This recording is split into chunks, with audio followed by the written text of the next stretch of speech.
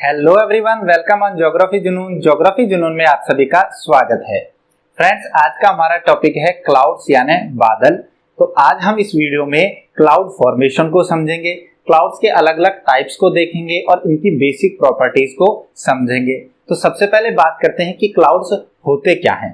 देखिए, जो बादल होते हैं, इन बादलों का निर्माण जलवाष्प यानी वाटर ड्रॉपलेट्स जो होती हैं, जलवाष्प की बारीक बारीक बूंदें होती हैं, इन वाटर ड्रॉपलेट्स या आइस क्रिस्टल्स, बर्फ के जो रवे होते हैं, इन आइस क्रिस्टल्स से होता है।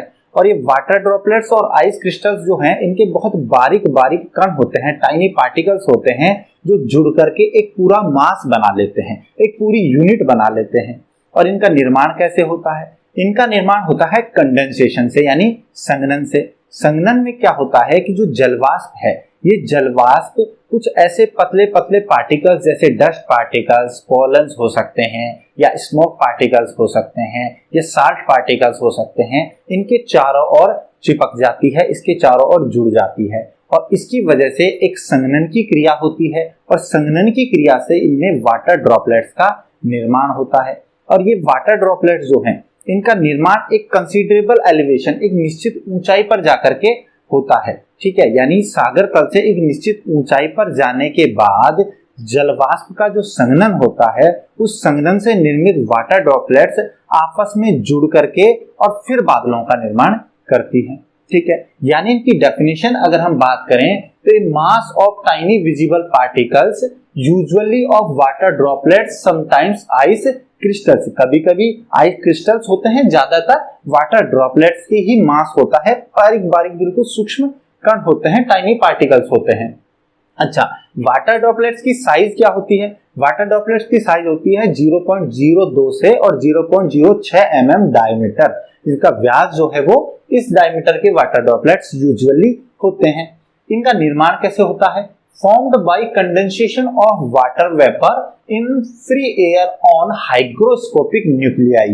हाइग्रोस्कोपिक न्यूक्लियाई यानी जो आर्द्रता ग्राही नाभिक हैं, जिनके ऊपर इसका कंडेंसेशन, जलवाष्प का संघनन होता है। कौन कौन से होते हैं ये hygroscopic nuclei? Salt, dust, smoke particles, pollens, इनके ऊपर जाकर के जलवाष्प का संघनन होता है। और होता कहाँ है? Eight considerable elevation above sea level, सागर तल से एक निश्चित ऊंचाई पर जाकर के होता है।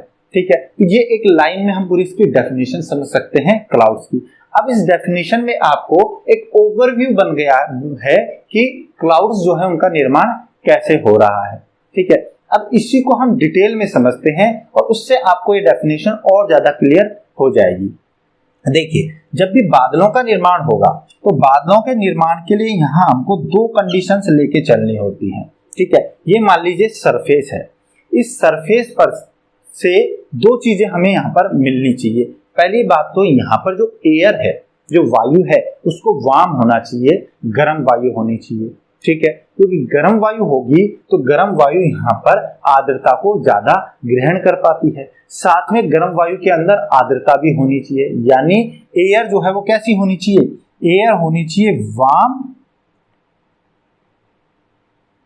एंड ह्यूमिड, आर्द्र और गर्म, आर्द्र और उष्ण जल यहाँ पर वायु होनी चाहिए। अब एयर जब वार्म होगी तो गर्म वायु, आपको पता है कि वायु जब गर्म होती है तो गर्म होने पर इसका प्रसार होता है, ये स्प्रेड करती है। जब इसमें प्रसार होता है तो प्रसार की वजह से ये हल्की होने लगती है, और हल्की वायु जो है वो ऊपर उठती है, यानी कि इस सतह से जो एयर जो कि वार्म है और ह्यूमिड है, ये ऊपर की ओर उठने लगेगी।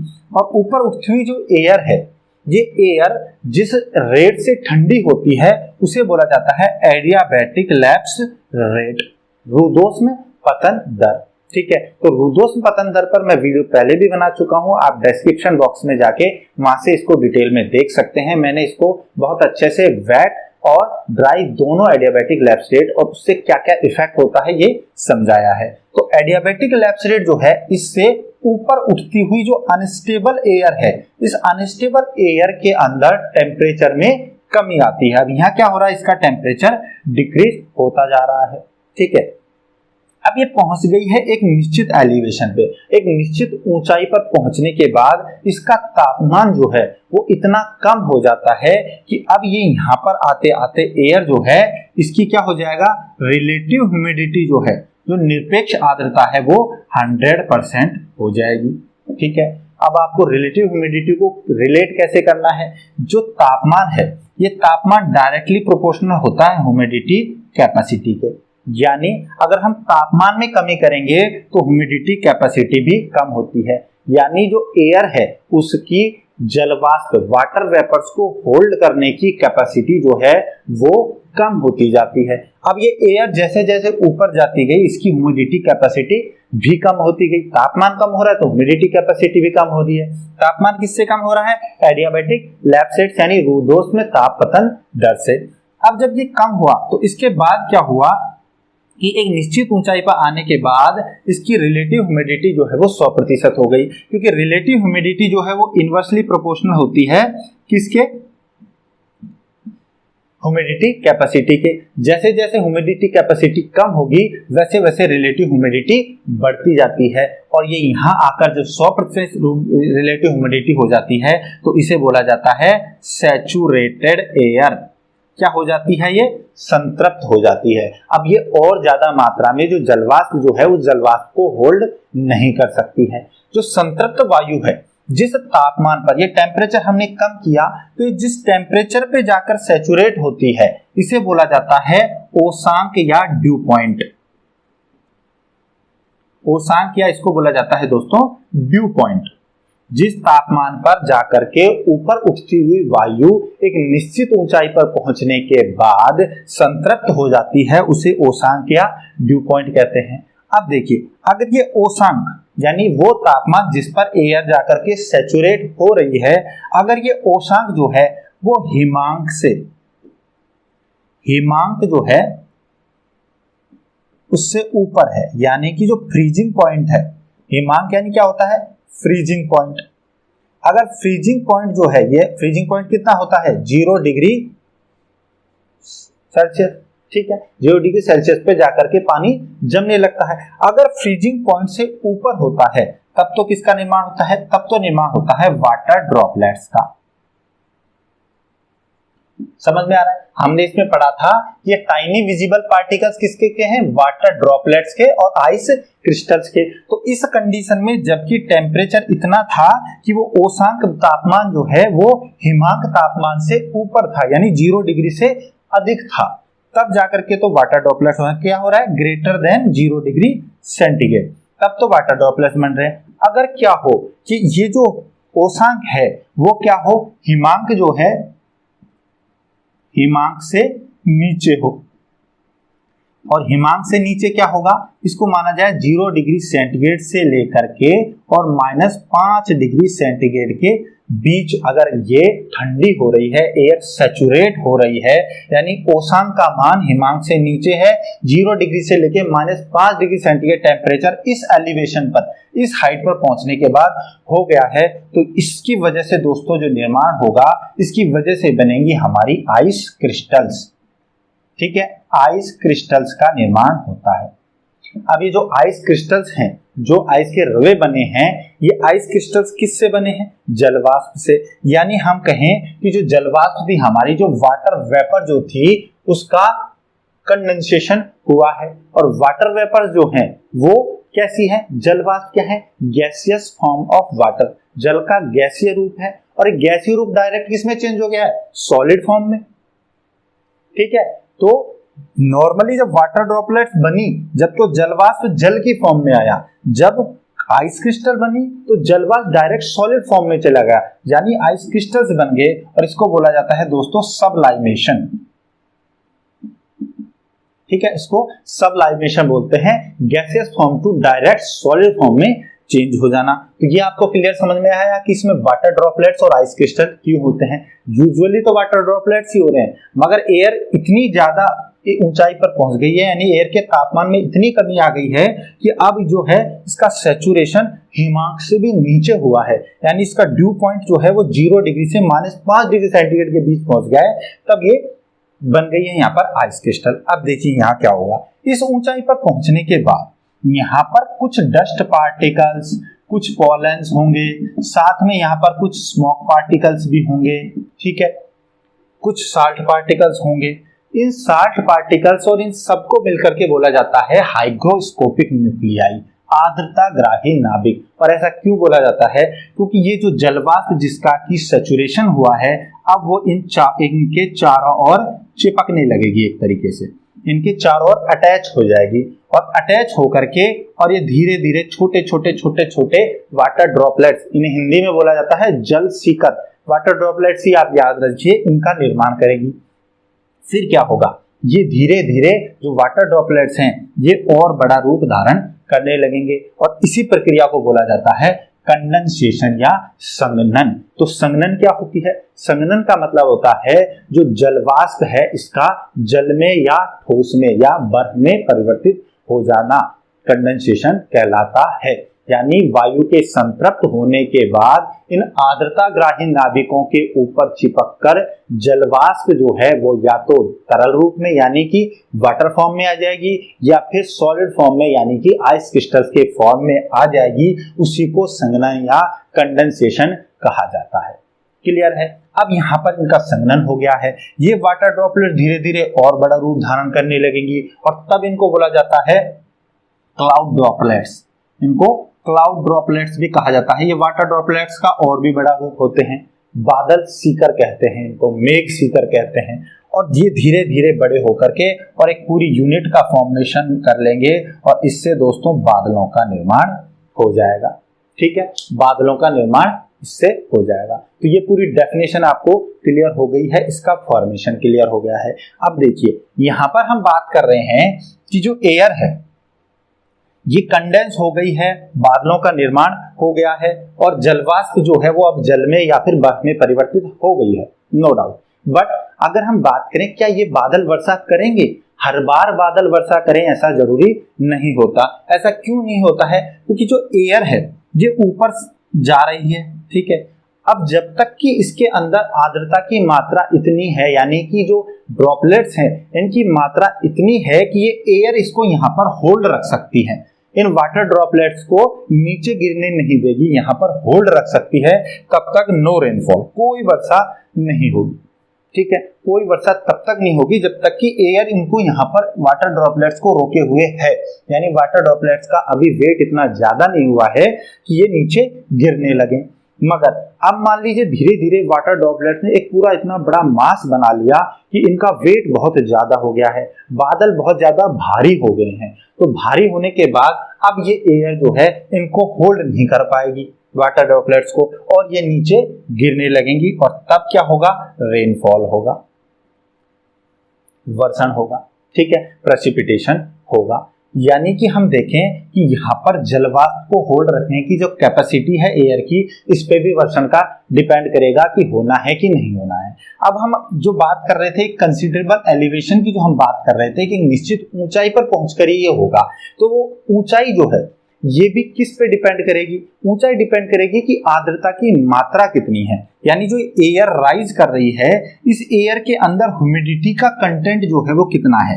यानी हम कह सकते हैं कि इसकी जो एब्सोल्यूट ह्यूमिडिटी है, यानी इसकी जो निरपेक्ष आर्द्रता है वो कितनी है। अगर एब्सोल्यूट ह्यूमिडिटी अधिक है, निरपेक्ष आर्द्रता अधिक है, तो जैसे ये थोड़ी सी ऊंचाई पर भी जाएगी, तो थोड़ी सी ऊंचाई पर जाने के बाद इसके तापमान में बहुत कम, मान लीजिए कमी आई है, बहुत कम मात्रा में कम हुआ है तापमान, तो भी जो है इसकी रिलेटिव ह्यूमिडिटी 100% हो जाएगी।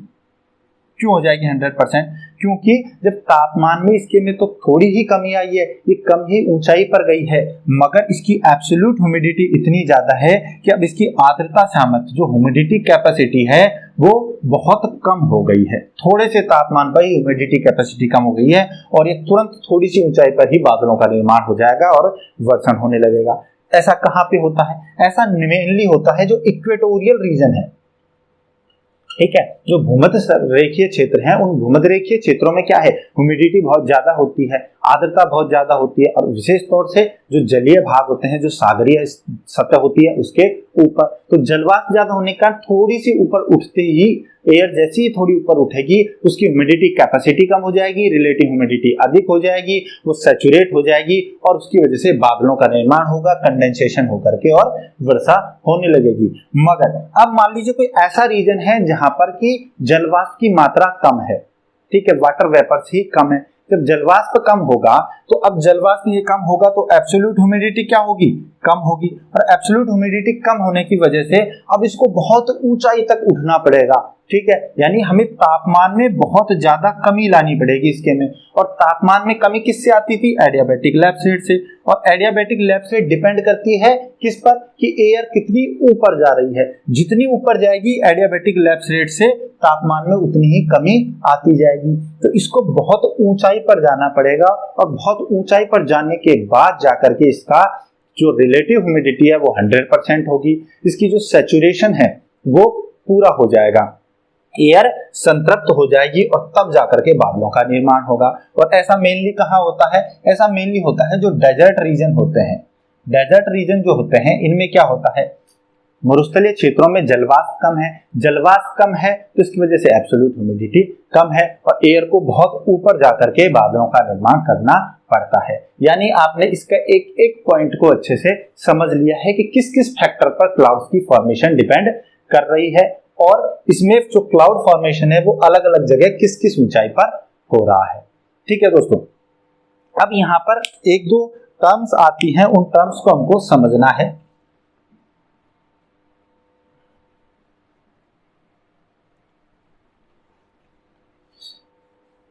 सबसे पहले हम बात करते हैं आइसोनेफ क्या होती है। ठीक है, आइसोनेफ का मतलब होता है lines which connect points of equal cloudiness on map, यानी हम किसी मानचित्र पर ऐसे स्थानों को चिन्हित करना चाहते हैं, ऐसे स्थानों की मार्किंग करना चाहते हैं जहां पर जो बादल हैं उनकी समान मात्रा पाई जा रही है, क्लाउडीनेस समान है। ठीक है, ऐसे स्थानों को मिलाने वाली जो रेखा है उन्हें आइसोनेफ कहते हैं। ये वैसे ही हैं जैसे आइसोबार होती हैं, आइसोथर्म होती हैं, वैसे ही एक इमेजिनरी लाइन बनाई जाती है जो कि सारे जो स्थान ऐसे हैं जिन पर बादलों का की मात्रा समान है उनको जोड़ देती है, उसे आइसोनेफ कहा जाता है। ठीक है, इसके बाद होता है नेफोलॉजी। लॉजी से आप समझ रहे हैं मतलब कोई साइंस है, कोई अध्ययन करने का विज्ञान है। तो साइंस ऑफ क्लाउड्स यानी जो बादल हैं इनको अध्ययन करने का जो विज्ञान है, जो इसकी स्टडी है उसको बोला जाता है नेफोलॉजी। नेफोलॉजी होती है साइंस ऑफ क्लाउड्स। ठीक है, तो ये हो गया हमारा क्लाउड्स का टाइप, क्लाउड्स का फॉर्मेशन। अब हम बात करते हैं क्लाउड्स के क्लासिफिकेशन की, बादलों का जो वर्गीकरण किया गया है वो कैसे है। देखिए, सबसे पहले अगर हम बात करें तो इन ल्यूक हॉवर्ड जो महोदय थे जिन्होंने 1803 में, सन 1803 में ल्यूक हॉवर्ड, ये एक ब्रिटेन के बायोलॉजिस्ट थे, इन्होंने सबसे पहले एक डिटेल क्लासिफिकेशन दिया था क्लाउड्स का। ठीक है, इससे पहले भी क्लासिफिकेशन दिए गए थे, इनसे पहले भी बादलों के प्रकार दिए गए थे, मगर इतना विस्तृत और इतना साइंटिफिक क्लासिफिकेशन जो है वो सबसे पहले ल्यूक हॉवर्ड द्वारा दिया गया था, जो कि ब्रिटेन के बायोलॉजिस्ट थे 1803 में। इन्होंने क्या किया, इन्होंने कुछ लैटिन वर्ड्स यूज लिए, उन लैटिन वर्ड्स के आधार पर बादलों के 3 प्रकार बताए इन्होंने। ठीक है, क्लाउड्स के 3 टाइप्स बताए, पहला था स्ट्रेटस, दूसरा सिरस और तीसरा क्यूमुलस टाइप। ठीक है, ये लैटिन वर्ड से बने हैं। तो सबसे पहले एक एक इनको समझते हैं कि क्या थे। देखिए, स्ट्रेटस, स्ट्रेटस का हिंदी में मतलब होता है स्तरी बादल, स्तरी यानी अलग अलग स्तरों में बने होते हैं। स्ट्रेटस जो है, ये स्ट्रेटस वर्ड एक लैटिन वर्ड है। ठीक है, लैटिन भाषा का शब्द है, इसका मतलब होता है लेयर। स्ट्रेटस का मतलब होता है लेयर, लेयर यानी परत, एक के ऊपर एक परत। तो ये जो है वो बिल्कुल परतों में बने हुए बादल होते हैं, क्लाउड्स विथ लेयर्स। ये बादलों की एक एक परत होती है और इन परत की वजह से ये जो है वो एक लेवल शीट या फ्लैट रूप में लाई करते हैं, लेटे हुए रूप में होते हैं। एक के ऊपर एक इनकी परत होती है और इस परत के रूप में ये लाई करते हैं, लेटे होते हैं, इसलिए इनको स्ट्रेटस क्लाउड कहते हैं। ठीक है, तो लैटिन वर्ड लेयर से बने हैं। तो ऐसे बादल जो अलग अलग परतों से या अलग अलग स्तरों में बने हुए होते हैं, बिल्कुल चादरी फॉर्म में, कैसे शीट की फॉर्म में, बिल्कुल चादर के रूप में होते हैं, शीट के रूप में होते हैं, बिल्कुल फ्लैट होते हैं, उन बादलों को स्ट्रेटस क्लाउड कहते हैं। ठीक है, इसके बाद दूसरे क्लाउड आते हैं सिरस। सिरस को हिंदी में बोला जाता है पक्षाभ क्लाउड। ठीक है, पक्षाभ बादल। अभी पक्षाभ बादल जो है वो भी लैटिन वर्ड यूज में लिया था। सिरस का मतलब होता है हेयर, बाल जैसी संरचना, hair form type of cloud. तो सिरस जो क्लाउड है ये बाल जैसे होते हैं, यानी ये बहुत बारीक होते हैं, विस्पी क्लाउड होते हैं, बहुत महीन बारीक बादल होते हैं, और ये फाइब्रस रेशेदार फॉर्मेशन में होते हैं या फीदरी या फिर ये पंखनुमा संरचना में होते हैं। ठीक है, पंखनुमा संरचना या फिर इनको बोले रेशेदार संरचना में बहुत बारीक बादल होते हैं। इनकी अपीयरेंस कैसी होगी? Fibrous and feathery appearance. ठीक है, ये बने हैं हेयर वर्ड से इनका निर्माण हुआ है। ठीक है, तो बहुत महीन बादल होते हैं जिनकी फीदरी एंड जो फाइब्रस अपीयरेंस होती है। इसके बाद आता है क्यूमुलस क्लाउड। क्यूमुलस यानी हिंदी में बोला जाता है इनको कपासी बादल। क्लियर है?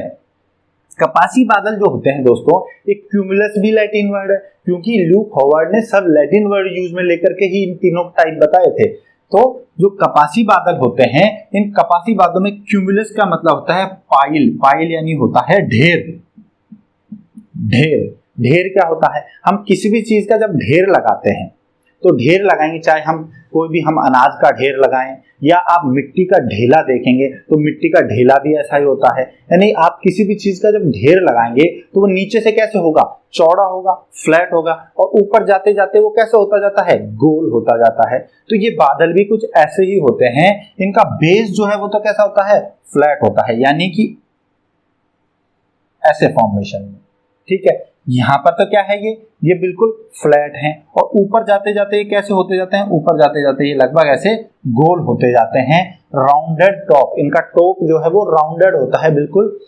ठीक है, राउंडेड टॉप होता है, और लंपी अपीयरेंस लाइक कॉलीफ्लावर, यानी इनकी जो ढेले नुमा या ढेर नुमा अपीयरेंस होती है। लंपी मतलब ढेले नुमा, मिट्टी का ढेला होता है। मिट्टी का ढेला कैसे होता है? नीचे से चौड़ा है, बेस चौड़ा है, और ऊपर वो सकड़ा होता है। तो ढेर नुमा या ढेले नुमा अपीयरेंस होती है, और नीचे से फ्लैट बेस होता है, ऊपर से राउंडेड टॉप होता है इनका। और ये संरचना होती है लगभग कॉलीफ्लावर जैसी, फूल गोभी की जैसे इसकी संरचना होती है। कॉलीफ्लावर यानी फूल गोभी जैसी संरचना होती है। ठीक है दोस्तों, तो नीचे से फ्लैट है और ऊपर ही अब इनकी जो राउंडेड शेप है वो वेरी करती है। अधिक राउंड हो सकते हैं, कम हो सकते हैं, मीनार की तरह हो सकते हैं, मीनार जैसे होती है। टावर जो होता है टावर की तरह भी ये हो सकते हैं, नीचे से फ्लैट, ऊपर जाते जाते सक्रिय होते जा रहे हैं। ठीक है, तो इसे कहते हैं क्यूमुलस क्लाउड, कपासी बादल। अब यहाँ देखिए हिंदी से समझिए, कपासी, कपास का जब ढेर बनाया जाता है, कपास की जो गठरी बनाई जाती है, वो कपास अगर एक के ऊपर एक हम रुई रख रहे हैं, कॉटन रख रहे हैं, तो कॉटन से क्या होती है? नीचे चौड़ी होती जाती है, ऊपर वो कॉटन सक्रिय होती जाती है, तो लगभग कॉटन जैसी शेप हो जाती है इसकी, इसलिए इनको कपासी बादल भी कहते हैं। ठीक है दोस्तों, तो ये तो था ल्यूक हॉवर्ड का क्लासिफिकेशन। ठीक है, अब इस ल्यूक हॉवर्ड के क्लासिफिकेशन को ही इंक्लूड करते हुए जो वर्ल्ड मेट्रोलॉजिकल ऑर्गेनाइजेशन है, जो विश्व मौसम संगठन है, इस वर्ल्ड मेट्रोलॉजिकल ऑर्गेनाइजेशन ने इसको 4 तो मेन टाइप्स में डिवाइड किया है क्लाउड्स को। ठीक है, 4 मेन टाइप्स में डिवाइड किया है, और उनके भी फिर सब टाइप्स बना करके इनको टोटल 10 टाइप्स में डिवाइड किया है। अब जो ये 4 टाइप्स बनाए गए हैं, जिन 4 टाइप्स को किस बेसिस पे बनाया गया है? एल्टीट्यूड की बेसिस पर, कि किस ऊंचाई पर बादलों का निर्माण हो रहा है, उसके आधार पर 4 मेन टाइप बनाए गए हैं। ठीक है, कम ऊंचाई पर, अधिक ऊंचाई पर, या उससे अधिक ऊंचाई पर, ऐसे अलग अलग ऊंचाई पर निर्मित जो बादल हैं, इन क्लाउड्स के को एल्टीट्यूड के बेसिस पर, यानी सागर तल से कितने ऊपर बन रहे हैं, इस बेसिस पर 4 टाइप्स में इनको डिवाइड किया है। ठीक है, और इन्हीं टाइप्स को, जो 4 टाइप्स हैं, इन्हीं को फिर या तो अपीयरेंस के आधार पर कि इनका स्वरूप कैसा दिखाई दे रहा है उसके आधार पर, या जनरल फॉर्म, इनका प्रकार कैसा है, नॉर्मल इसकी फॉर्मेशन कैसी है, इसके आधार पर, या इनकी जो प्रॉपर्टीज है, इनके अंदर जो विशेषताएं हैं, गुण हैं, उनके आधार पर फिर इन बेसिस पे इनको अलग अलग और टाइप्स में, सब टाइप्स में डिवाइड किया है। इस तरीके से अगर हम क्लाउड्स के टाइप्स देखें तो हमारे पास निकल के आते हैं टोटल 10 टाइप्स ऑफ क्लाउड्स। ठीक है, बादलों के टोटल 10 प्रकार आते हैं। अब इन पर हम देखते हैं एक एक पर कि वर्ल्ड मेट्रोलॉजिकल ऑर्गेनाइजेशन के अकॉर्डिंग कैसे होते हैं। तो सबसे पहला आता है हमारे हाई क्लाउड्स। हाई क्लाउड्स यानी होते हैं उच्च बादल जो अधिक ऊंचाई पर बन रहे हैं। कितनी ऊंचाई पर ये बन रहे होते हैं? इनका निर्माण होता है 6 से 14 किलोमीटर की ऊंचाई पर, 6 to 14 किलोमीटर अबव सी लेवल। सागर तल से, सागर का जो जल स्तर है, जल तल से ये 6 से 14 किलोमीटर की ऊंचाई पर बनते हैं, इसलिए इनको हाई क्लाउड्स कहते हैं। और ये जो हाई क्लाउड्स है दोस्तों, इसमें मेनली कौन से क्लाउड्स आते हैं? इसमें मेनली आते हैं सिरस टाइप के क्लाउड। जो हमने कपासी बादल देखे थे, जो पक्षाब बादल देखे थे, सिरस टाइप के जो क्लाउड होते हैं ये कहां बनते हैं? हाई क्लाउड होते हैं।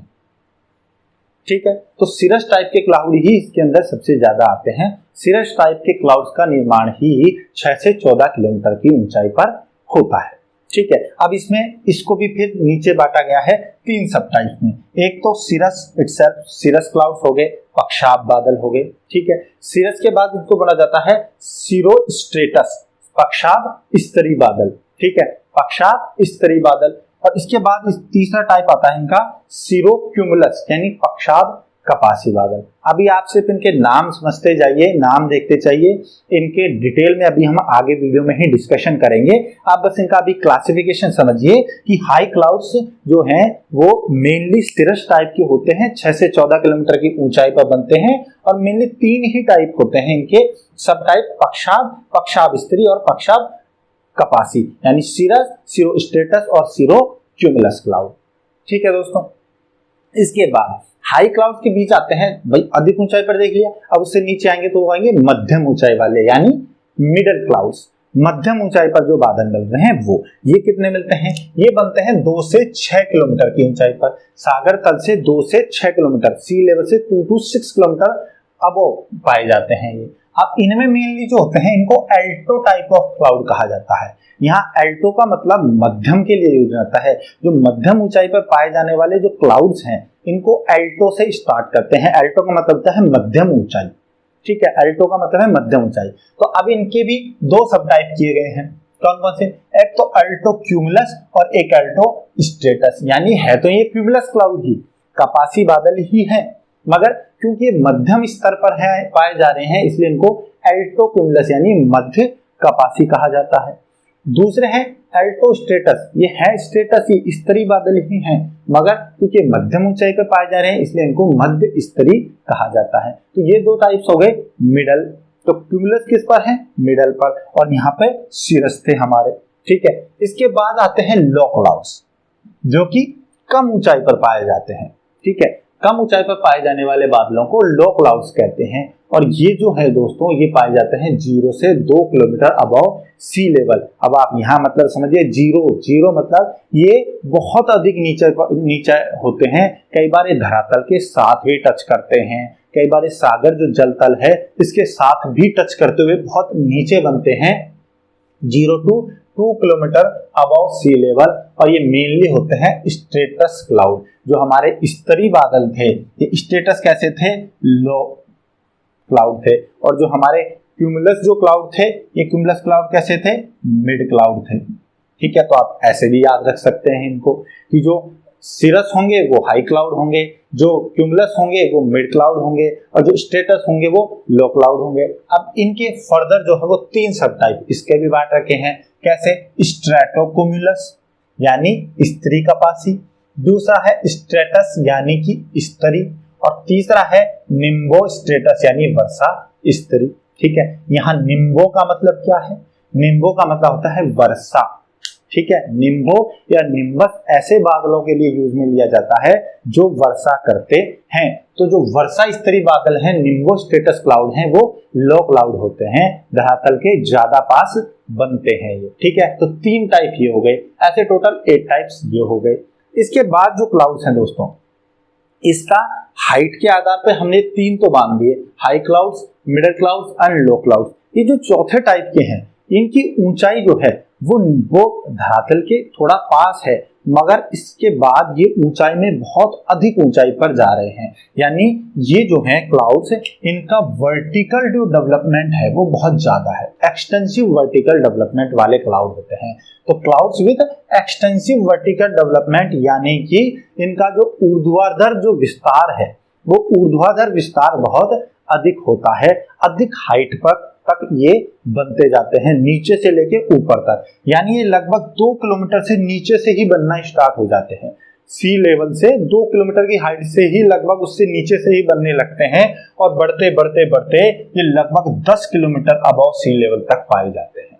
ठीक है, तो सी लेवल से 10 किलोमीटर की ऊंचाई तक भी पाए जाते हैं। और ऐसे क्लाउड जो हैं वो होते हैं मेनली क्यूमुलस क्लाउड्स। ठीक है, कैसे बादल होते हैं? जो हमारे कपासी बादल होते हैं ऐसे ही क्लाउड होते हैं क्यूमुलस क्लाउड्स। ठीक है, यहाँ भी हम क्या देख रहे थे? क्यूमुलस क्लाउड देखे थे। यहाँ क्या थे? स्ट्रेटस क्लाउड थे। यहाँ हमारा एल्टो टाइप था, जो मध्य स्तर पर था वो एल्टो टाइप था। लो क्लाउड्स कौन से थे? स्ट्रेटस क्लाउड। और जो क्लाउड्स विद एक्सटेंसिव वर्टिकल हैं वो कैसे हैं? क्यूमुलस क्लाउड होते हैं, यानी कपासी बादल होते हैं। मैंने शायद इसमें कहीं कुछ मिस्टेक आपको कर दी थी, मैंने एल्टो टाइप को कपासी के साथ जोड़ दिया था। मगर आप ये देखिए, ये जो क्लाउड्स हैं ये वर्टिकल डेवलपमेंट वाले क्लाउड्स होते हैं, इनको बोला जाता है क्यूमुलस क्लाउड्स। तो क्यूमुलस क्लाउड्स कहाँ पाए जाते हैं हमारे? यहाँ पर हम देखेंगे, ये हमने यहाँ पर कुछ गलत किया था। जो क्यूमुलस क्लाउड्स होते हैं वो वर्टिकल एक्सटेंशन वाले होते हैं। ठीक है, मिड एल्टीट्यूड जो है, जो हमारे हाइट है, मिड एल्टीट्यूड जो है, इस पर जो मिडल क्लाउड्स होते हैं वो एल्टो टाइप के हमने लिए थे। मगर जो क्यूमुलस क्लाउड्स हैं ये क्यूमुलस क्लाउड्स वर्टिकल एक्सटेंशन वाले होते हैं। ठीक है, अब इसके भी फर्दर दो टाइप्स होते हैं। एक होता है कपासी और दूसरा होता है कपासी वर्षा बादल, यानी क्यूमुलस और क्यूमुलोनिम्बस। और ये बहुत इंपॉर्टेंट होता है, क्यूमुलोनिम्बस क्लाउड जो है वो बहुत इंपॉर्टेंट क्लाउड होते हैं। तो इस तरीके से टोटल 10 टाइप्स ऑफ क्लाउड्स हमारे पास मिलते हैं। 4 बेसिक टाइप थे, primary type, high clouds, mid clouds और लो क्लाउड्स। और 4th टाइप था हमारा clouds with extensive vertical development. और इन्हीं को फर्दर 10 टाइप्स में चेंज किया, में डिवाइड किया गया है। अब आगे हम इनके एक एक करके एक एक क्लाउड की विशेषता को समझते हैं कि एक एक क्लाउड को हम देखते हैं कि इनकी क्या क्या प्रॉपर्टीज होती हैं। ठीक है, तो चलिए अब 1 बाय 1 करके हम इन क्लाउड्स के टाइप्स पर डिस्कशन करते हैं कि इनकी क्या क्या प्रॉपर्टीज होती हैं। सबसे पहले आता है हमारे सिरस क्लाउड्स। देखिए, सिरस क्लाउड, सीरो स्ट्रेटस क्लाउड और सीरो क्यूमुलस क्लाउड, ये तीनों कैसे थे? हमारे हाई एल्टीट्यूड पर जो ज्यादा ऊंचाई पर मिल रहे थे। ठीक है, तो ये हाई क्लाउड होंगे। इसको CI से डिनोट किया जाता है।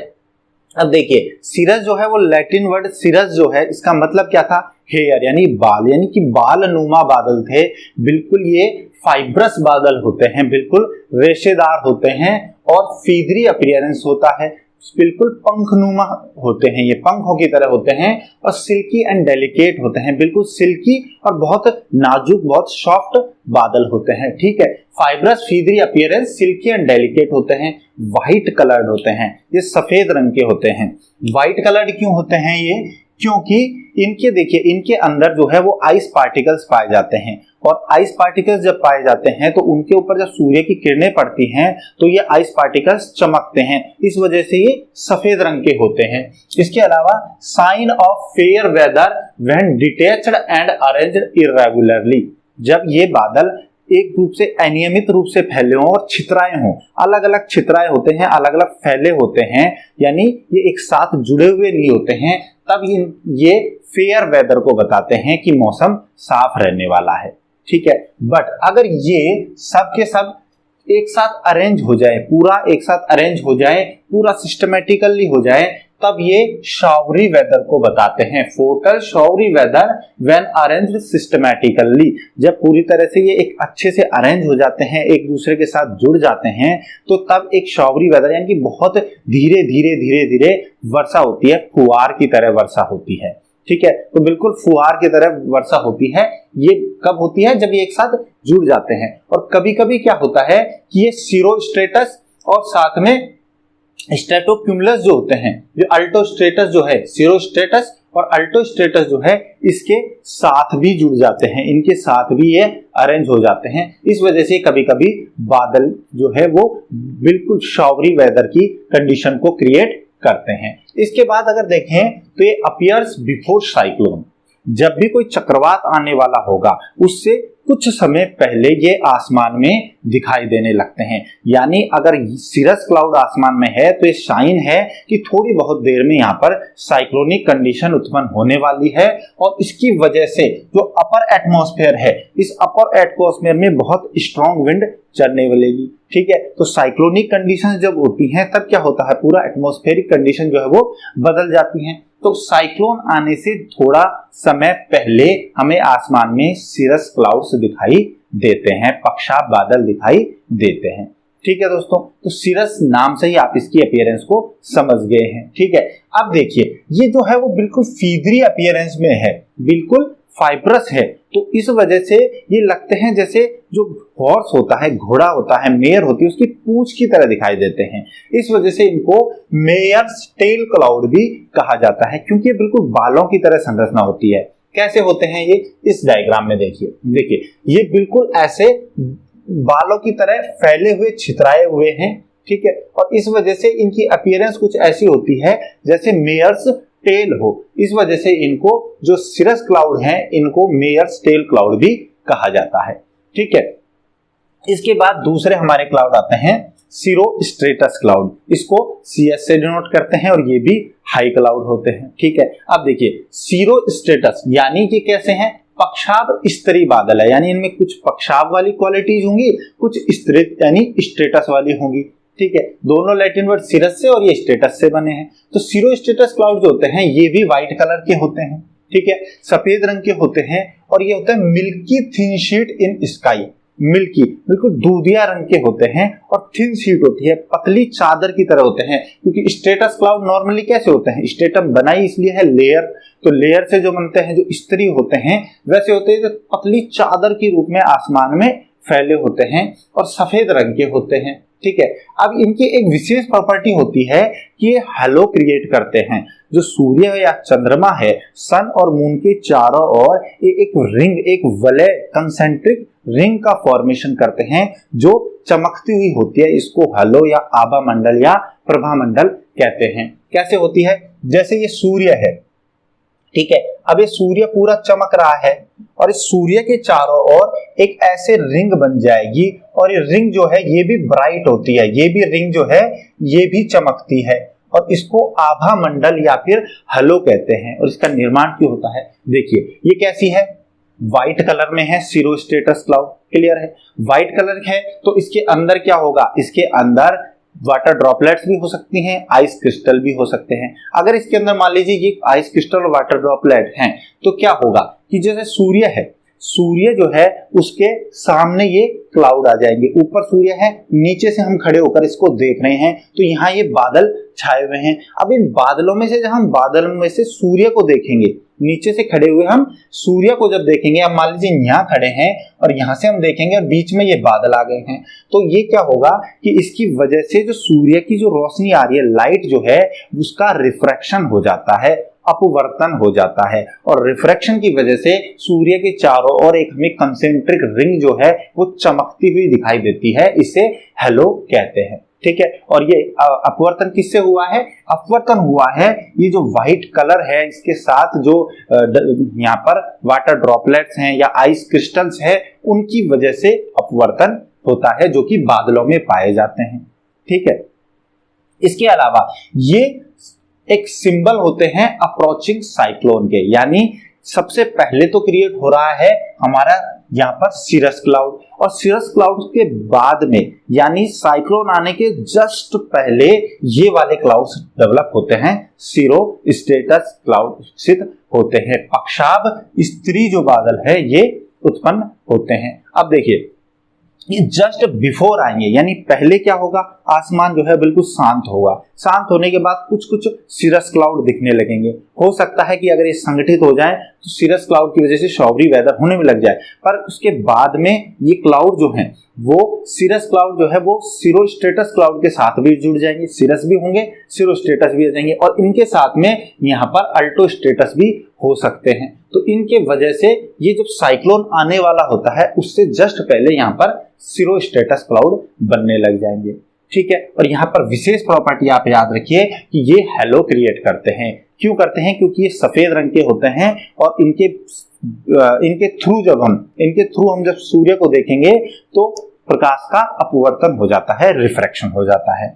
इसके बाद हमारे आते हैं एक और हाई क्लाउड हम देखें तो वो है हमारा सीरो क्यूमुलस क्लाउड। यहाँ देख लीजिए आप, पहले इसको सीरो स्ट्रेटस को देख लीजिए, ये सीरो स्ट्रेटस है, बिल्कुल चादर की तरह है, थिन पतली चादर के रूप में फैले हुए हैं। और कुछ कुछ इसमें देखिए यहाँ पे ये फिलामेंट टाइप या फिर इसका फाइब्रस शेप भी आएगी। क्यों? क्योंकि पक्षाभ की भी क्वालिटी थोड़ा रखेंगे। सीरो स्ट्रेटस है, पक्षाभ स्त्री है तो स्त्री वाली स्टाइल है इसमें, बिल्कुल पूरा ये शीट की तरह है और साथ में थोड़ा ये रेशेदार भी होते हैं।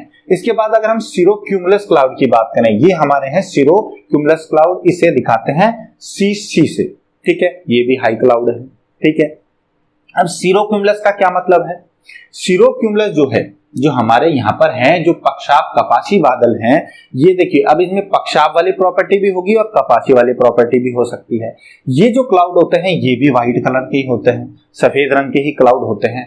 मगर इन क्लाउड्स की अगर देखें तो ये स्मॉल फ्लेक्स या ग्लोबुलर मासेज के रूप में अरेंज्ड होते हैं। स्मॉल फ्लेक्स यानी छोटे छोटे टुकड़ों के रूप में होते हैं, या ग्लोबुलर मासेज अगर बताओ गांठ, जो ग्लोबुलर मासेज होती है, गांठ जो होती है उस गांठ की शेप में होते हैं ये, ठीक है। तो ये होते हैं अपीयर्स एज स्मॉल फ्लेक्स और globular masses arranged in groups, lines और रिपल्स विदाउट शैडो। मतलब ये जो हैं वो एक साथ ग्रुप्स में भी हो सकते हैं, एक साथ एक ग्रुप एक जगह, एक ग्रुप एक जगह, एक ग्रुप एक जगह, ऐसे ग्रुप्स में भी अरेंज हो सकते हैं ये बादल। इसके अलावा ये लाइंस में भी अरेंज हो सकते हैं, जैसे यहाँ अरेंज हो रहे हैं, ये देखिए, ठीक है। ये गांठरूमा संरचना है इनकी, ठीक है। ग्लोबुलर मास है, फ्लेक्स है, छोटे छोटे टुकड़ों के रूप में है। अब ये देखिए, ये एक और तरीके से भी व्यवस्थित हो सकते हैं, रिपल शेप में। रिपल मतलब होता है लहरदार रूप में, अंडुलेटिंग जो होता है, जो लहर होती है उसके रूप में। जैसे लहर उत्पन्न होती है पानी के अंदर, रिपल्स उत्पन्न होती है, हम पत्थर फेंकते हैं तो लहर उत्पन्न होती है, वैसे ये जमा हो सकते हैं। यानी ये कुछ ऐसे रूप में जमा हो सकते हैं, एक ग्लोबुलर मास यहाँ, एक यहाँ पे, एक यहाँ पे, एक यहाँ पे, ऐसे जमा हो सकते हैं, ठीक है। जैसे रेत में भी रिपल्स पड़ती हैं तो उसके अनुसार ये लहरनुमा शेप में, अंडुलेटिंग शेप में होते हैं, ठीक है। अब ये जो होते हैं इनका को जब भी आसमान में जब ये बादल आ जाते हैं तो इनमें पहली बात तो ये कि इतने छोटे टुकड़े के रूप में होते हैं कि इनसे शैडो नहीं बनती। जो धरातल जो है, धरातल पर शैडो का निर्माण नहीं होता, छाया नहीं बनती है इसकी। धरातल पर इन बादलों से छाया क्रिएट नहीं होती है, यानी पता ही नहीं चलेगा कि ऊपर आसमान में बादल हैं, क्योंकि बहुत छोटे बादल होते हैं। अब ये जब आसमान में आ जाते हैं तो इस आसमान में इनके दिखने पर इस आसमान को, इस स्काई को बोला जाता है मैकरल्स स्काई। मैकरल्स स्काई कब कहेंगे?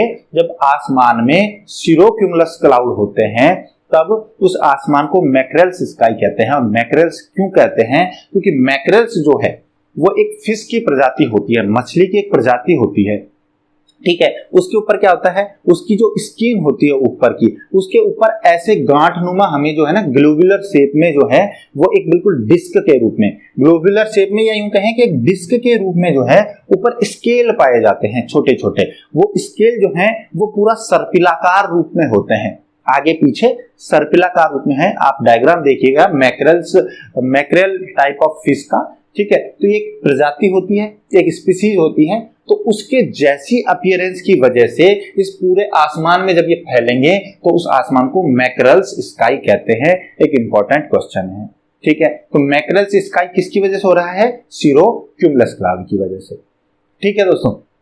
और ये याद रखिएगा, सीरोक्यूमुलस की वजह से शैडो नहीं होती है, बस ग्लोबुलर मासेज के रूप में होता है, गांठ के रूप में होते हैं। तो इनकी शेप कैसी हो गई? गांठ के रूप में हो गई। इनकी शेप कैसी हो गई? बिल्कुल थिन शीट के रूप में हो गई। इसकी फाइब्रस हो गई, ठीक है। थोड़ा थोड़ा शेप याद रखिए आप। अब अगला आता है हमारा अल्टो स्ट्रेटस क्लाउड। अब अल्टो वर्ड किसके लिए यूज में हो रहा था? अल्टो वर्ड यूज में आ रहा था जो मिडिल क्लाउड्स, जो मध्य स्तर पर, मध्यम ऊंचाई पर जो पाए जा रहे थे वो हमारे अल्टो क्लाउड थे। तो अल्टो स्ट्री यानी होता है, स्टेटस यानी होता है मध्य स्तरीय बादल। अब स्तरीय है, स्तरीय बादल क्या होते हैं? स्टेटस जो बिल्कुल लेयर के रूप में पाए जाते हैं, जो फिन बिल्कुल चादर की फॉर्म में पाए जाते हैं। तो इसे AS से डिनोट करेंगे, मिडल क्लाउड है। देखिए ये क्या है, uniform and thin sheet of grey और ब्लूइश कलर।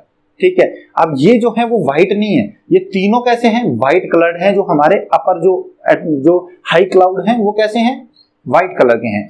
ये ग्रे और ब्लूइश कलर के होते हैं। ठीक है, ग्रे और ब्लूइश कलर के होते हैं और थिन शीट के रूप में है। स्ट्रेटस है तो शीट के रूप में होंगे, पतली चादर की फॉर्म में होते हैं और यूनिफॉर्म होते हैं, मतलब इनमें उठाव गिराव ऐसे नहीं होता है, बिल्कुल प्लेन होते हैं। जैसे आप देखेंगे ये रहे, ठीक है, बिल्कुल एक पतली चादर के रूप में आसमान में ये फैले होते हैं।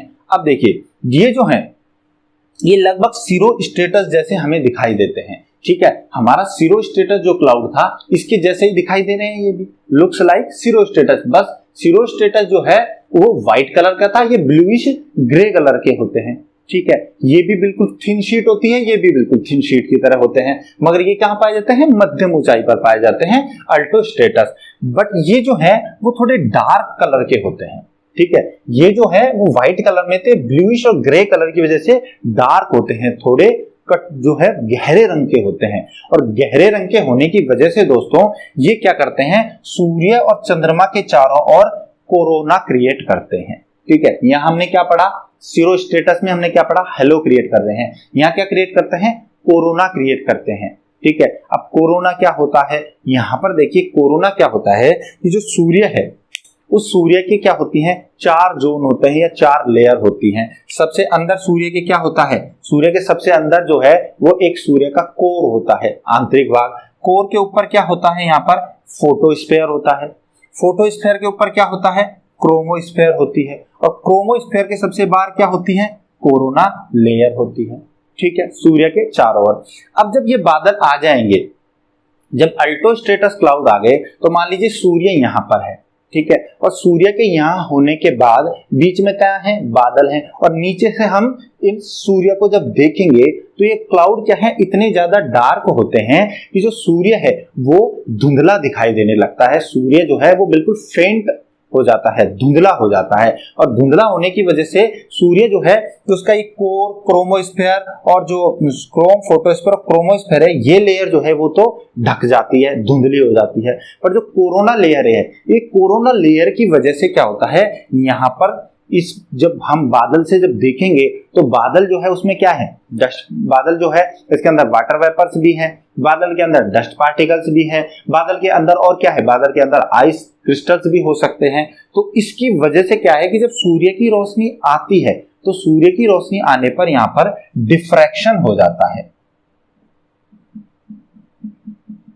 डिफ्रैक्शन का मतलब होता है विवर्तन। हेलो किससे क्रिएट हो रहा था, अपवर्तन के कारण, और डिफ्रैक्शन यानी होता है विवर्तन। एक विवर्तन हो जाता है प्रकाश का। जब प्रकाश का विवर्तन होता है तो इस वजह से ये कोरोना जो है, ये रिंग जो है, इसके कोरोना की वजह से क्या होता है कि यहाँ पर चारों ओर जो है वो कलरफुल रिंग दिखाई देने लगती हैं। ऐसे चारों ओर कलरफुल रिंग बन जाती है, और एक कलरफुल जो रिंग बनती है ये 3 से अधिक रिंग बनती है।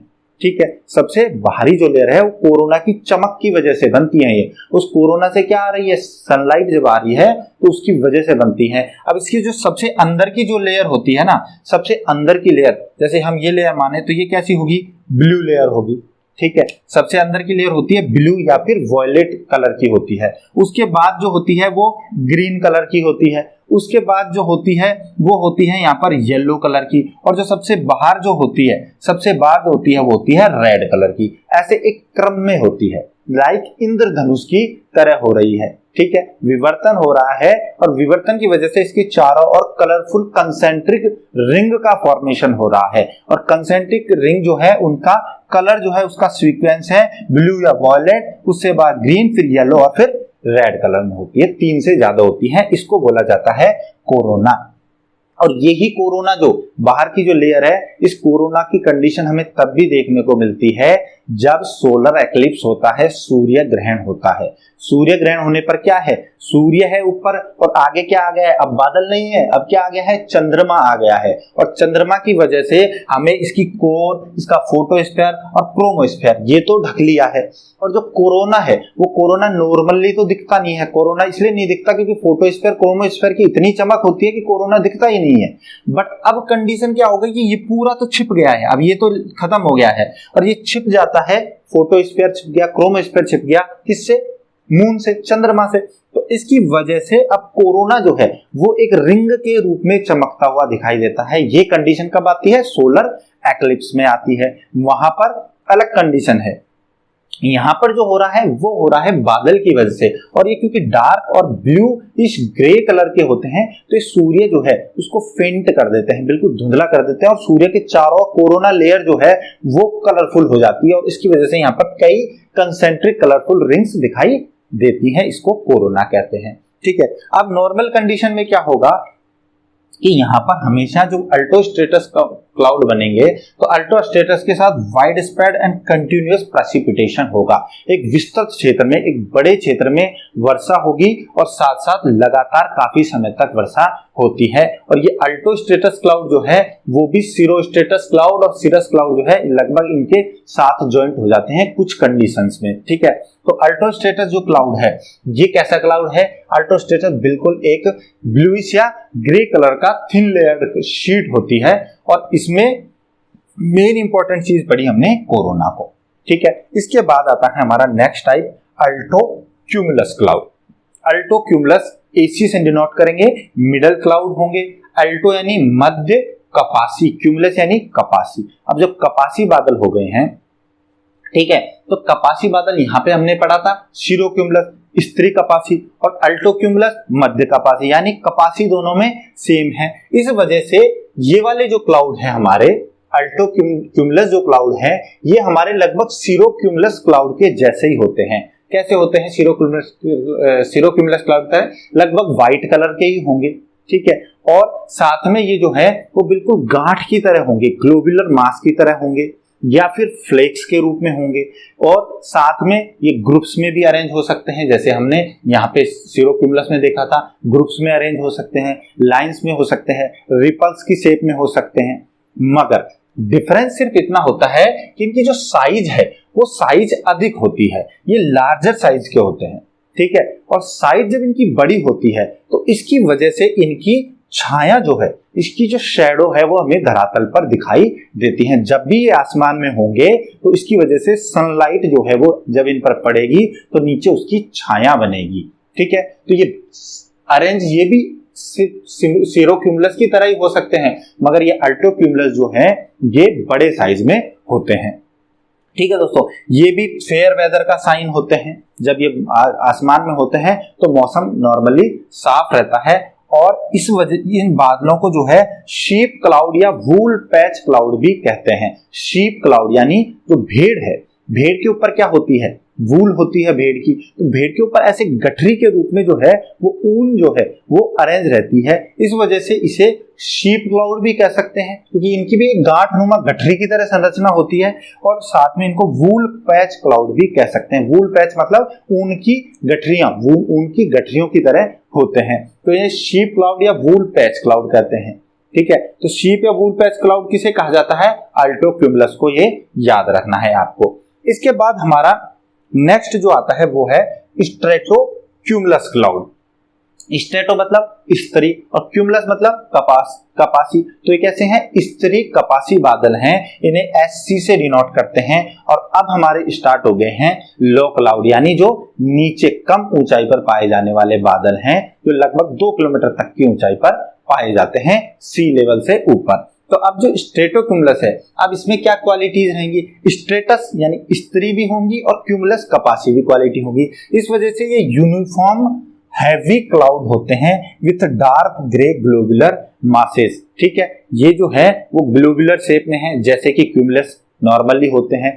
ठीक है, ग्लोबुलर शेप में है, साथ में डार्क कलर के हैं और हैवी क्लाउड होते हैं और यूनिफॉर्म क्लाउड होते हैं। कैसे होते हैं ये, ऐसे होते हैं जो हम देख रहे हैं यहाँ पर। जो हमारा स्ट्रेटोक्यूमुलस क्लाउड है ये ये मैंने स्ट्रेटोक्यूमुलस क्लाउड को SC दिखाएंगे, ठीक है। तो जो स्ट्रेटोक्यूमुलस क्लाउड है, इस स्ट्रेटोक्यूमुलस क्लाउड में ये देखिए गांठ की तरह है, ठीक है, और गांठ ग्लोबुलर मास की तरह है, तो यानी क्यूमुलस क्वालिटीज भी है, और साथ में ये बिल्कुल यूनिफॉर्म शेप में होते हैं। ये जब अरेंज होते हैं तो एक बिल्कुल रेगुलर पैटर्न में अरेंज होते हैं, बिल्कुल रेगुलर पैटर्न में एक नियमित रूप से ये पाए जाते हैं, ठीक है। तो स्ट्रेटोक्यूमुलस क्लाउड बस इतना ही, इससे ज्यादा इनमें कुछ खास है नहीं, लो क्लाउड होते हैं। इसके बाद हमारा जो नेक्स्ट है वो है स्ट्रेटस क्लाउड। ये भी लो क्लाउड है। स्ट्रेटस क्लाउड जो है इसको ST से डिनोट कर रहे हैं, और ये भी क्या है, लो क्लाउड ही होता है, ठीक है।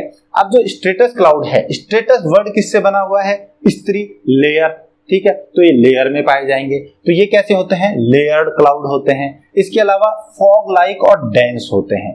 जो स्ट्रेटस क्लाउड है जो कम ऊंचाई पर पाए जाते हैं वो अधिक घनत्व वाले अच्छे डेंस क्लाउड होते हैं, सघन बादल होते हैं, ठीक है। फॉग लाइक होते हैं, फॉग की तरह होते हैं, ठीक है। और फॉग लाइक क्लाउड होने की वजह क्या है, ये धरातल के ज्यादा पास होते हैं। हालांकि धरातल के पास हैं, धरातल पर टिक नहीं रहे हैं, टच नहीं हो रहे हैं, मगर धरातल के पास होते हैं तो लगभग ऐसा लगता है जैसे कि कोई धुआं है, धुंध फैल गई है, ठीक है। तो फॉग की तरह होता है। जब कभी होता है, हम नॉर्मली क्या देखते हैं कि जब बादल बहुत नीचे आ जाते हैं, और ये नीचे बादल जो है उनकी वजह से इतना बहुत ज्यादा अंधेरा भी नहीं हुआ होता है, ठीक है। इन बादलों की वजह से कोई ज्यादा अंधेरा नहीं होता, और ये बादल जो हैं वो हमें लगभग व्हाइट कलर के ही होते हैं ये बादल, और ये बिल्कुल धरातल के पास होते हैं। हालांकि धरातल के ऊपर आते नहीं है बिल्कुल, पर धरातल के पास होते हैं, क्लोज टू ग्राउंड, ग्राउंड के पास होते हैं। ये बादल जो है ये है स्ट्रेटस। अब स्ट्रेटस क्लाउड है तो स्ट्रेटस क्लाउड स्त्री क्लाउड है, और स्त्री क्लाउड होगा तो क्या होगा, थिन लेयर्ड होगा।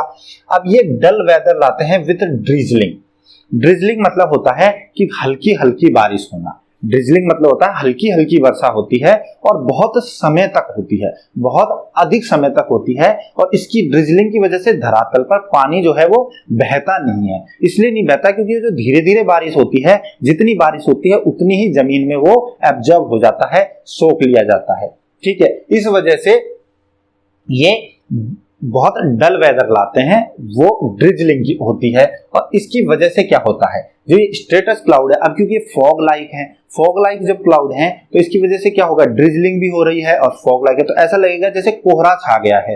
और जब कोहरा छा जाता है तो इसकी वजह से क्या होती है, विजिबिलिटी का लॉस हो जाता है। और विजिबिलिटी जब लॉस होगी तो जैसे एरोप्लेन वगैरह हैं, एयरक्राफ्ट वगैरह हैं, इनके उड़ने में ये दृश्यता में दिक्कत करते हैं। धरातल पर तो विजिबिलिटी खत्म नहीं होगी, क्योंकि धरातल पर तो ये आ ही नहीं रहे हैं, तो धरातल पर तो विजिबिलिटी नहीं है, पर धरातल से थोड़ी ऊंचाई पर ही विजिबिलिटी कम हो जाती है, ठीक है। तो ये विजिबिलिटी रिड्यूस करते हैं और ड्रिजलिंग करते हैं, हल्की हल्की वर्षा करते हैं स्ट्रेटस क्लाउड, ठीक है दोस्तों।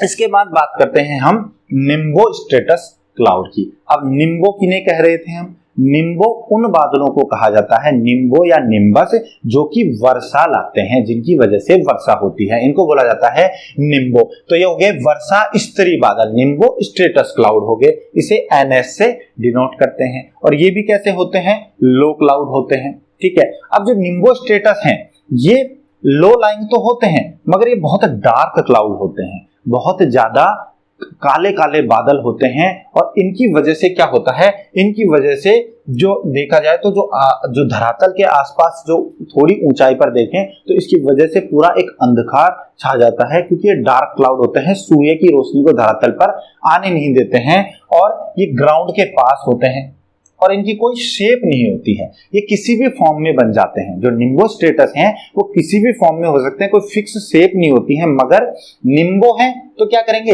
वर्षा करेंगे, ठीक है। और डार्क क्लाउड हैं तो बहुत ज्यादा डार्कनेस हो जाती है, चारों ओर अंधेरा छा जाता है, और इसकी वजह से लंबे समय तक जो है वो कंटिन्यूअस प्रेसिपिटेशन होता रहता है, लंबे समय तक वर्षा होती रहती है, ठीक है। अब जो ये निम्बो स्ट्रेटस क्लाउड हैं, ये वार्म फ्रंट जो होता है, वार्म फ्रंट होता है, जब वाताग्र का निर्माण तब होता है जब दो विपरीत स्वभाव वाली, अपोजिट नेचर वाली एयर मासेज, वायु राशियां अपने पास आती हैं, तब एक तो बनता है वार्म फ्रंट और उसके बाद बनता है कोल्ड फ्रंट। तो जो वार्म फ्रंट होता है उसके साथ जो वर्षा होती है वो मेनली निम्बो स्टेटस क्लाउड के साथ होती है। जब हम फ्रंट्स पढ़ेंगे, जब हम टेम्परेट साइक्लोन पढ़ेंगे, वहां पर हम इनको देखेंगे। निम्बो स्टेटस क्लाउड जो है वो मेनली वार्म फ्रंट के साथ वर्षा करता है, बहुत कॉमन होता है इनका वार्म फ्रंट के साथ बनना। ठीक है, इसी तरह हमने स्टेटस क्लाउड में अगर हम देखें ना, तो यहाँ भी जो है ना ये स्टेटस क्लाउड ये भी नॉर्मली तब बनते हैं जबकि फ्रंट फॉर्मेशन होता है। जब टेम्परेट साइक्लोन आने वाला होता है तो टेम्परेट साइक्लोन के साथ जब फ्रंट का फॉर्मेशन होता है, दो विपरीत एयर मास आके मिलते हैं, तब स्टेटस क्लाउड का निर्माण भी होता है। तो ये जो है ना ये भी टेम्परेट साइक्लोन या फिर जो फ्रंट्स हैं उसके साथ जुड़े होते हैं, और जो निम्बो स्टेटस है ये भी फ्रंट के साथ, और वो भी स्पेशली वार्म फ्रंट के साथ जुड़े होते हैं। ठीक है, और ये रेन जो है वो कंटिन्यू होती है, लंबे समय तक होती है। जो वार्म फ्रंट के साथ जो वर्षा होती है उसकी प्रॉपर्टी यही होती है कि एक कम तीव्रता से बारिश होगी मगर अधिक समय तक बारिश होती है। जबकि जो कोल्ड फ्रंट आता है तो कोल्ड फ्रंट की वजह से बहुत मूसलाधार वर्षा होती है, बहुत तेजी से वर्षा होती है, पर कम समय तक होती है। तो ये वार्म फ्रंट के साथ कंटिन्यूअस बारिश करते हैं निम्बो स्टेटस। जबकि स्टेटस क्लाउड जो है वो जब भी वातावरण का निर्माण होगा तो सबसे पहले ये स्टेटस क्लाउड ही जो है बनते हैं। ठीक है दोस्तों, इसके बाद आता है हमारे क्यूमुलस क्लाउड। ठीक है, आप इनकी सबकी प्रॉपर्टीज याद रखिए, क्योंकि इनकी जो प्रॉपर्टीज है ना, किसका निर्माण कब हो रहा है, किसको क्या कहा जा रहा है और इनका शेप कैसी हो रही है, ये आपको याद रखनी है। क्यूमुलस क्लाउड, ठीक है, क्यूमुलस क्लाउड। अब ये दो जो हमारे क्लाउड है, क्यूमुलस और क्यूमुलोनिम्बस क्लाउड, ये कैसे बादल है हमारे फोर्थ टाइप के, जो हमने प्राइमरी टाइप था उसका फोर्थ टाइप है, वर्टिकल एक्सटेंशन वाले क्लाउड है, जो कि धरातल के पास से और काफी अधिक ऊंचाई तक जाते हैं। तो क्यूमुलस क्लाउड मतलब होता है कपासी बादल। और कपासी बादल में कैसी शेप होती है, कपासी जो बादल होते हैं उनकी शेप होती है कि वो जो सरफेस है उससे ऊपर, यानी कि इसका जो बेस है ये तो कैसा रहेगा, बिल्कुल फ्लैट रहेगा, और ऊपर जाकर के ये गुंबदाकार शेप में हो जाएंगे। ठीक है, जैसे ये वाले हैं। इसका देखिए यहाँ पर बेस क्या है, फ्लैट है, और ऊपर जाते जाते ये बिल्कुल ऐसे राउंडेड शेप में आ जाते हैं। दूसरा, इसका वर्टिकल एक्सटेंशन जो है यहां से यहां तक, ये जो वर्टिकल एक्सटेंशन ये भी अधिक होता है। तो ये कैसे हैं, dense massive pile of cloud with flat base and rounded top. ठीक है, तो बहुत सघन होते हैं, मैसिव पाइल है। क्यूमुलस का मतलब ही क्या होता है, पाइल या ढेर। ढेर क्या होता है, ढेर मैंने आपको बताया, ढेर क्या होता है, अनाज का ढेर करते हैं, नीचे से चौड़ा होता है, ऊपर जाते जाते राउंड हो जाता है। तो ढेरनुमा होते हैं, राउंडेड टॉप वाले होते हैं। और ऐसा क्यों हुआ है, ऐसा होने के पीछे एक कारण है इनके, क्यों हुआ है ये समझिए आप। देखिए, ऐसा इसलिए होता है कि हमने देखा था कि जो एयर मास थी हमारी, वो एयर मास जो है वो मतलब जो एयर है वो एयर क्या हो रही थी, जो वायु है वो गर्म होके आर्द्र और गर्म वायु ऊपर उठ रही थी। ऊपर उठने के बाद मान लीजिए यहाँ पर ये एक ऊंचाई पर जाने के बाद इसका कंडेंसेशन स्टार्ट हो गया, थोड़ा धरातल से थोड़ी ही दूरी पर होगा, ये धरातल के पास से स्टार्ट हो जाते हैं। ठीक है, तो यहाँ पर मान लीजिए कंडेंसेशन स्टार्ट हो गया, अब यहाँ पर बादल का निर्माण स्टार्ट हो गया, पर जो एयर है वो अभी भी राइज करती जा रही है, एयर अभी भी ऊपर उठती जा रही है, तो कंडेंसेशन कंटिन्यू होता जाएगा और होते होते और ऐसे जो है जहां तक एयर ऊपर तक जाएगी वहां तक बादल का निर्माण होता जाएगा। तो इस वजह से जो अपराइजिंग कन्वेक्शनल करंट है, ये एयर कैसी है हमारी, कन्वेक्शनल करंट जा रहा है ना, ये ऊपर संवेद तरंग जा रही है, तो कन्वेक्शनल करंट के ज्यादा अपराइज होते रहने की वजह से इनका वर्टिकल एक्सटेंशन होता है। जहां से शुरुआत होती है बादल निर्माण की, वहां से लेके और जहां तक एयर जा रही है, जहां तक कंडेंसेशन होता जाता है, वहां तक इसका निर्माण होता जाता है। इसलिए इसका बेस जो है वो फ्लैट होता है और ऊपर टॉप जो है वो राउंडेड हो जाती है। और एक कैसी शेप में होते हैं, ये कॉलीफ्लावर की तरह होते हैं, फूल गोभी की शेप में होते हैं। क्यूमुलस क्लाउड कैसे होता है, फूल गोभी की तरह होते हैं, ढेरनुमा होते हैं, ढेलेनुमा होते हैं। ठीक है दोस्तों, ये हो गया। इसके बाद अगर हम इनको देखें तो ये नॉर्मली जो है वो फेयर वेदर के रूप में होते हैं, इनके साथ साथ जो है मौसम जो है वो साफ रहता है। ठीक है, बट कभी कभी क्या है कि ये ज्यादा ऊंचाई पर जब चले जाते हैं तो इसकी वजह से थंडर स्टॉर्म्स डेवलप होते हैं, तड़ित झंझा आती है। थंडर स्टॉर्म्स क्या होते हैं, थंडर स्टॉर्म्स जो होते हैं इसमें बहुत ज्यादा मात्रा में कड़क आती है, बादल कड़कते हैं, गर्जना होती है। ठीक है, तो ये जब जितने ज्यादा ऊंचाई पे जाएंगे, याद रखिए आप, थंडरस्टॉर्म्स तब होगा जब एयर जितनी ज्यादा ऊंचाई पर जाएगी उसमें उतना ही ज्यादा विक्षोभ उत्पन्न होगा, उसके अंदर टर्ब्यूलेंस उतना ही ज्यादा होगा और वो वायु उतनी ही ज्यादा अस्थिर होगी, अनस्टेबल होगी। तो जितनी ज्यादा अनस्टेबल होगी उतनी ऊंचाई पर जाकर वो थंडरस्टॉर्म क्रिएट करेगी। तो थंडरस्टॉर्म क्रिएट करने की शर्त क्या है कि एयर जो है उसको ज्यादा ऊंचाई तक राइज करना पड़ेगा। ठीक है दोस्तों, तो थंडरस्टॉर्म जो है वो क्यूमुलस क्लाउड में कभी कभी दिखाई देते हैं। ठीक है, अब इसके बाद बात करते हैं हमारे वेरी इंपॉर्टेंट क्लाउड जो कि हमें वर्षा नॉर्मली प्रोवाइड करते हैं। यह है क्यूमुलोनिम्बस क्लाउड, कपासी वर्षा बादल। निम्बस मतलब वर्षा, क्यूमुलो मतलब कपासी बादल, इन्हें CS से डिनोट करते हैं। अब ये जो है ये भी वर्टिकल एक्सटेंशन वाले ही क्लाउड है हमारे। अब ये देखिए, ये भी बिल्कुल हैवी मास है, बहुत हैवी मास है, और ये किससे बना है? ये भी वर्टिकल एक्सटेंशन से बना है। ये देखिए, ये यहां से स्टार्ट होके यहां तक है। ठीक है, और ये जो वर्टिकल एक्सटेंशन है ये भी किसकी तरह वजह से हुआ है? ये भी बिल्कुल जैसे एयर जो है वो अप राइज कर रही है कन्वेक्शनल करंट के रूप में, ये वार्म और ह्यूमिड एयर, गर्म और आर्द्र वायु जब ऊपर उठती जाती है तो एक ऊंचाई पर जाने के बाद इनके अंदर ह्यूमिडिटी इतनी अधिक हो रही है, यहाँ पर जलवाष्प की मात्रा इतनी ज्यादा है कि ये धरातल के पास से ही जो है कंडेंसेशन स्टार्ट हो गया है। बट एयर जो है वो अभी भी क्या है? गर्म है, और एयर जो है वो अभी भी राइज करती जाएगी, और राइज करते हुए ये क्या करेगी? यहाँ पर तो एक ऐसे आएगी, फिर बाद में ये राइज करती जाएगी और राइज करते हुए, और ये बड़े सारे ऐसे बादल का निर्माण करती है जैसे ये है। इसे बोला जाता है क्यूमुलोनिम्बस क्लाउड। तो ये ग्रेट वर्टिकल एक्सटेंशन की वजह से एक बड़ा हैवी मास बन जाता है।